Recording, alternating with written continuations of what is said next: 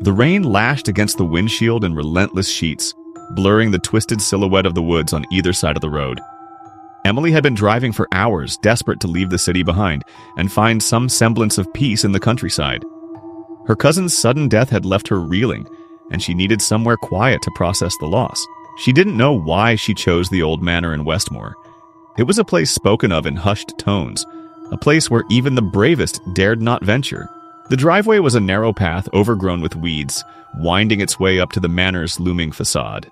Emily killed the engine and sat for a moment, her heart hammering as she stared at the crumbling structure. The manor's windows stared back like hollow eyes, and the cold wind howled around her car. She took a deep breath and stepped out, pulling her coat tighter around her. Inside, the air was thick with decay. The wooden floor groaned beneath her feet, and a draft carried the scent of mildew and something fouler, like rotting meat. She ignored the smell and pressed on, her flashlight cutting through the gloom. The manor had no electricity, and the darkness swallowed her as she explored.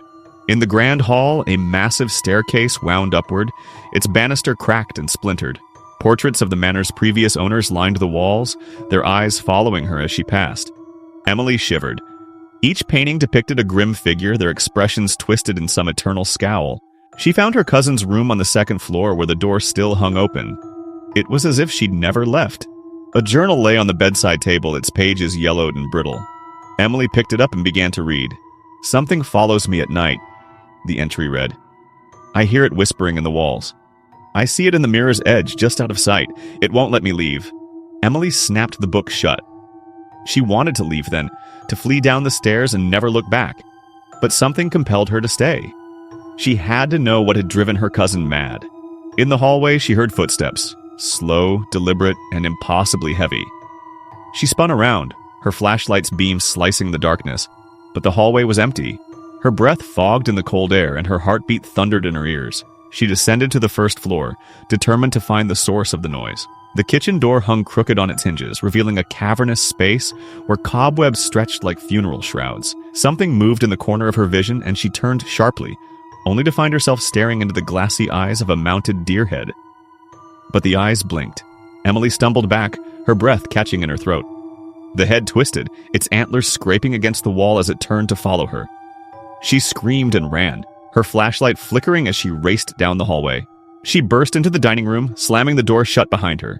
The table was set for a feast, plates of decayed food crawling with maggots. At the head of the table sat a figure in tattered finery, its flesh blackened and shriveled, its eyes glowing faintly in the gloom. "Welcome," it rasped, its voice dry as parchment. "We've been waiting for you." Emily backed away, but the door behind her wouldn't budge. The figure rose, its movements jerky and inhuman.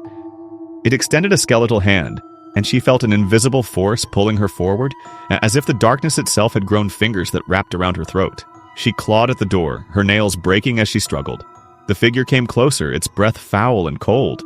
"Join us," it hissed, and she saw that the others at the table were not statues. They were corpses, their eyes open and staring, their mouths twisted in silent screams. With a final surge of panic, she kicked the door open and fled into the hall. She didn't stop to look back. She didn't want to see what was following her. The grand staircase loomed ahead, and she raced up the steps, her legs screaming with pain. At the top, she found a narrow corridor she hadn't noticed before.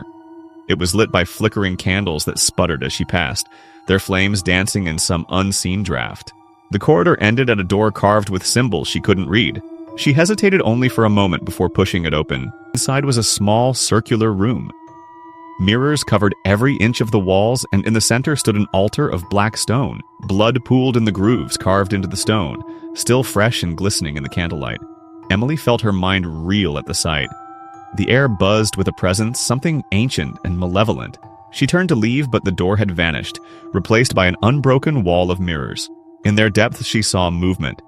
Shadows that writhed and twisted, whispering her name in voices that sounded like her cousin's, like her own.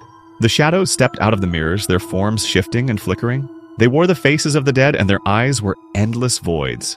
"You shouldn't have come," they intoned as one, their voices a chorus of despair.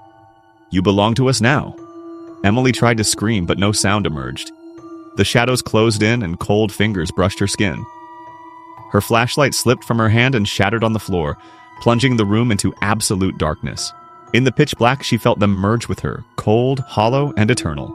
She felt her own thoughts drown in a sea of whispers. The mirrors cracked, one by one, spiderwebs of fractures crawling across their surfaces. Emily's reflection smiled back at her from every shard, but it wasn't her anymore. It was the house itself, alive and hungry. As the final mirror shattered, her scream finally found its way out, but no one was there to hear it. Outside, the storm raged on, the old manor standing silent and eternal beneath the lightning-slashed sky.